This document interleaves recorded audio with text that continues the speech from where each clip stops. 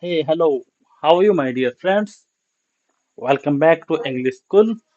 I am back again with another chapter number two. It's Africa and book Elon Musk. And today is the 19th day, I guess it's 20th day of 20th day of 100 day reading challenge to uh, um, make perfect fluency or a bit confidence.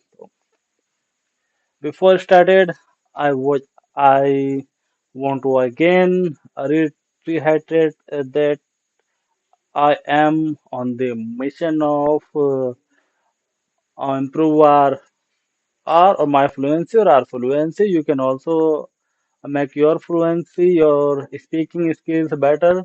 For the same, we can help each other. For the help, you can message me at my WhatsApp number direct.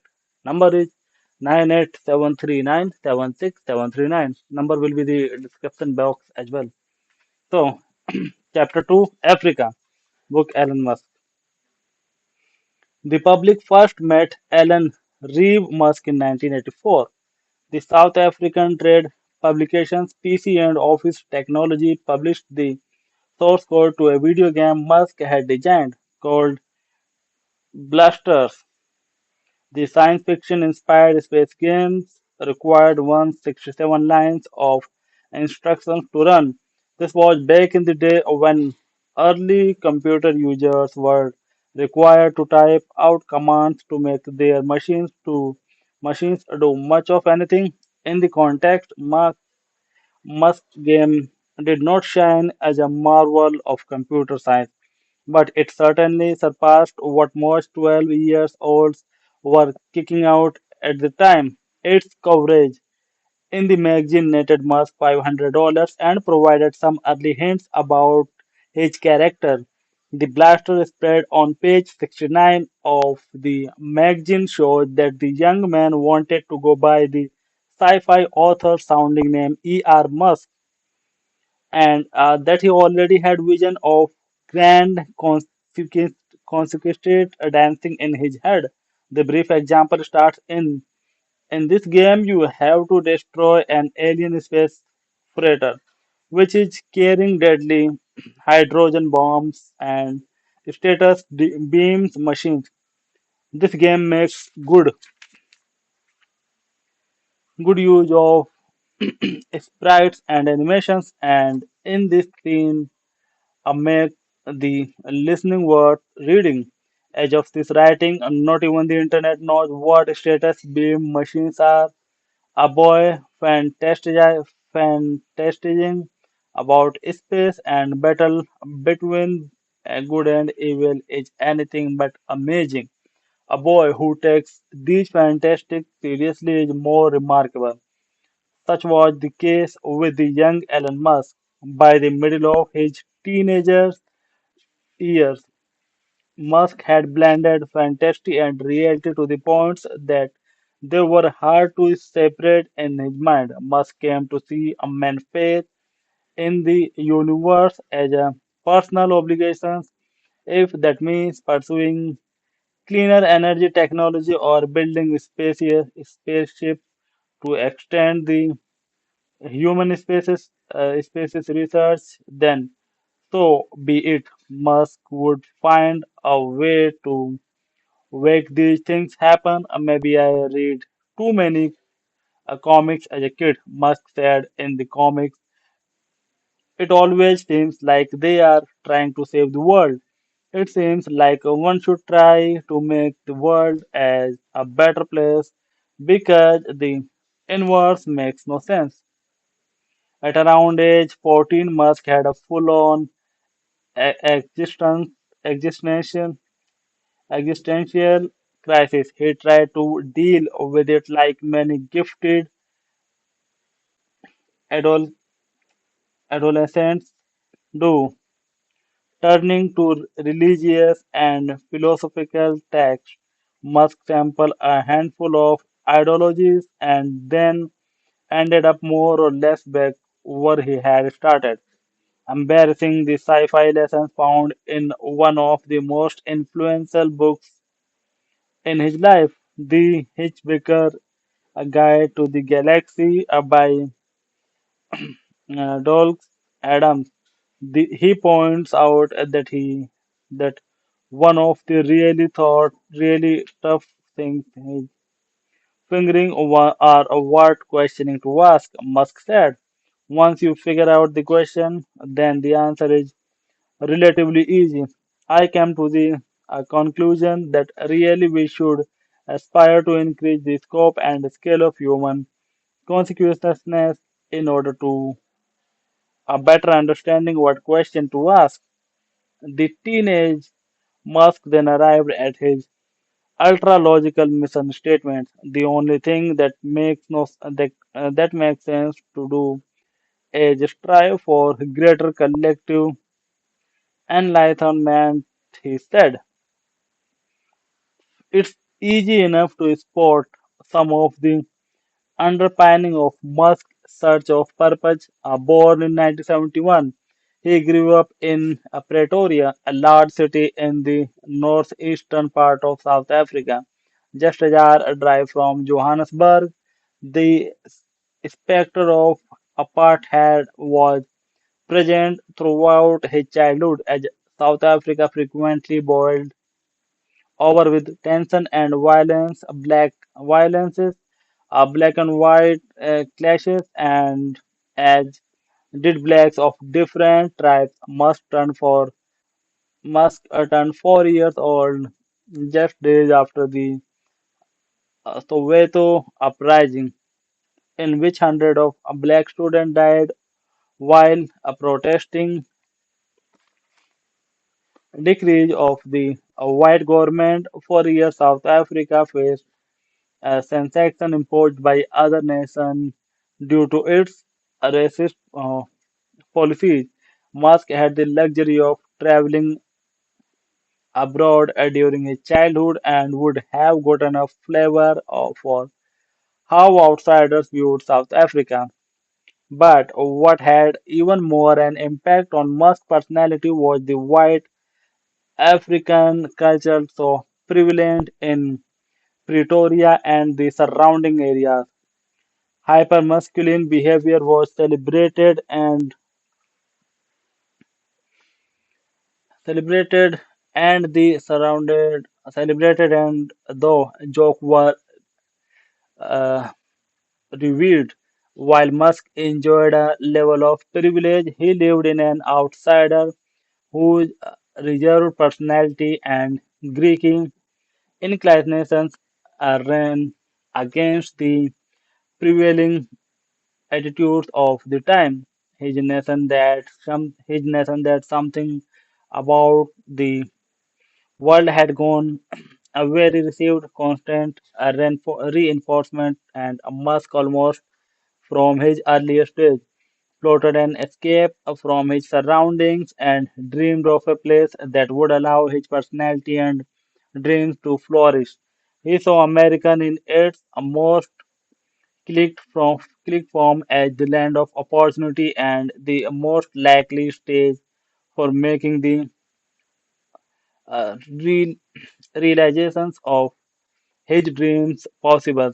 This is how it came to pass that a lonesome, gawky South African boy who talked with the utmost sincerity about pursuing collective and enlightenment ended up as America's most adventure as ind- industrialist. When Musk did finally reach the United States in his 20s, it marked a return to his ancestral roots. Family tree suggests that ancestor being the Swiss German surname of Haldeman on the material side of Musk family left Europe for New York. During the Revolutionary War, from the New York they spread out to the prairies of the Midwest, Illinois, and Minnesota, and in Minnesota in Paractic, we had people that fought on both sides of the Civil War, apparently, and were a family of farmers, said Scott Hellman, a Musk uncle and the unofficial family historian. Throughout his childhood, Boyd teased Musk because of his unusual name. He earned the first part of it from his great grandfather, John Allen Hellman, who was born in 1872 and grew up in Illinois before heading of Minnesota. There, he would meet his wife, Almeda Jane Norman, who was 5 years younger by 1902. 5 years younger. By 1902, the couple had settled down in a log cabin in the central Minnesota town of Pequot and given birth to their son Joshua. Normal Hellman, Musk's grandfather. He would grow up to become an ec- ec- eccentric and exceptional man and a model for Musk. Joshua Norman Hellman is described as an athletic, self-reliant boy. In 1907, his family moved to the prairies of Saskatchewan, and his father died shortly thereafter when Joshua was just 7, leaving the boy to help run the house. He took to the wide open land and picked up bronco horseback riding, boxing, and wrestling. Herdman would break in hordes for local farmers, often hurting himself in the process, and he organized one of Canada's first rodeos. Family pictures show Joshua dressed in a decorative pair of chaps, demonstrating his rope spinning skills. As a teenager, Hellman left home to get a degree from the Palmer School of uh, Chiropractic in Iowa and then returned to Saskatchewan to become a farmer.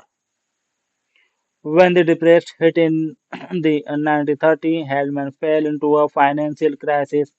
He could not afford to keep up with blank loans on his his equipment and had 5,000 acres of land seized from said Scott Hellman, who would go on to receive his chiropractic degrees same from the same school as his father and become one of the world top spinal pain experts.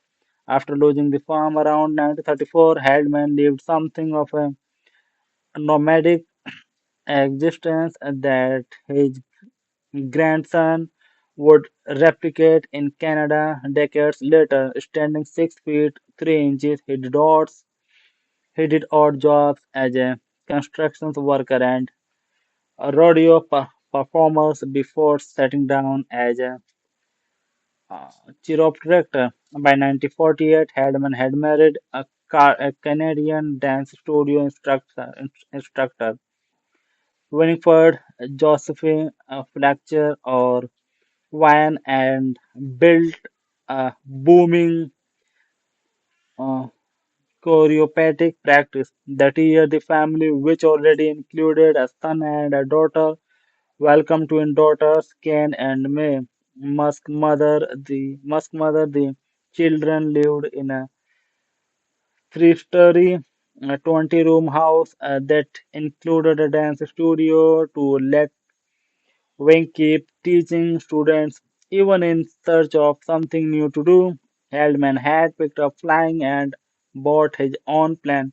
The family gained some measure of notoriety as people heard about Heldman and his wife packaging their kids into the back of the single engine craft and heading off on ex- excursions all around North America. Heldman would often show up at political and uh, chiropractic meetings in the plane and later wrote a book with his wife called The Flying Heldman, Pretty and Poor Private Pilot. Heldman seemed to have everything going for him when in 1950 he decided to give it all away. The doctor come politicians had long railed against government interference and interference in the lives of individuals and had come to see the cardinal bureaucracy as too meddlesome, a man who forbade queering, smoking Coca-Cola and refined flour at his house. Heldman contended that the moral character of Canada to dec- has started to decline.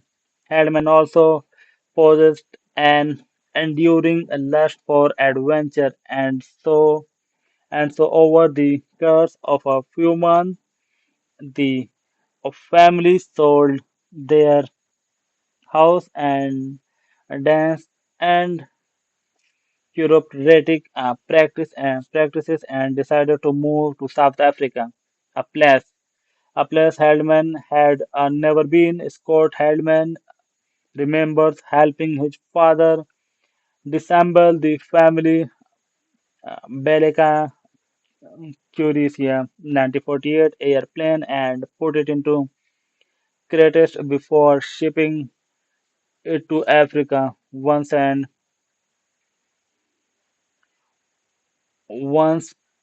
in South Africa, the family rebuilt the plane and used it to score the country for a niche, a place to live. Ultimately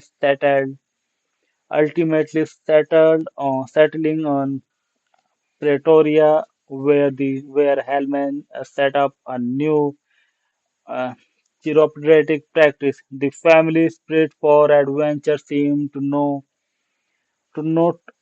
no bounds. In 1952, Joshua and Wine made a 22,000-mile round-trip journey in the airplane, flying up through Africa to Scotland and Norway. Wine served as the navigator and thought not a licensed pilot would sometimes take over the flying duties. The couple topped this effort in 1954, flying 30,000 miles to Australia, and a back newspaper reported on couple trip, the couple trip, and they are believed to be the only private pilots to get from Africa to Australia in a single engine plane. When not up in the air, the Hellmans were out in the blush going on great. A Monthol expeditions to find the lost city of the Kalahari Desert and support abandoned city in southern Africa. A family photo from one of these excursions shows the five children in the middle of the African bush. They have gathered around a large melt pot being warmed by the embers of a campfire. The children look relaxed as they sit in folding chairs, legs crossed, and reading books. Behind them in the ruby red balance plane, a tent and a car. The tranquility of the scenes belies how dangerous these trips were. During one incident, the family truck hit a tree stump and forced the bumper through the a radiator stuck in the middle of nowhere with no means of communications. Joshua worked for 3 days to fix the truck while the family hunted for food and and at other times hyenas and leopards would circle the campfire at night. And one a morning the family walked to find a lion 3 feet away from their main trap. Joshua grabbed the first object he could find, a lamp, waved it, and told the lion to go away, and it did.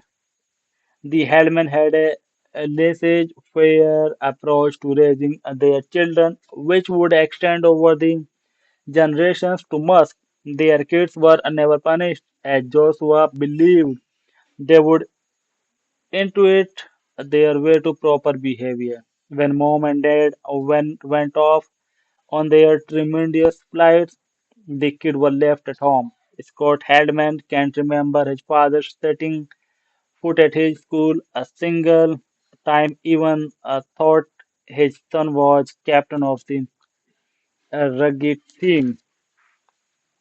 And perfect to him, that was just anticipated, said Scott Hellman, were left with the impression that we were capable of anything. You just have to make a decision to do it.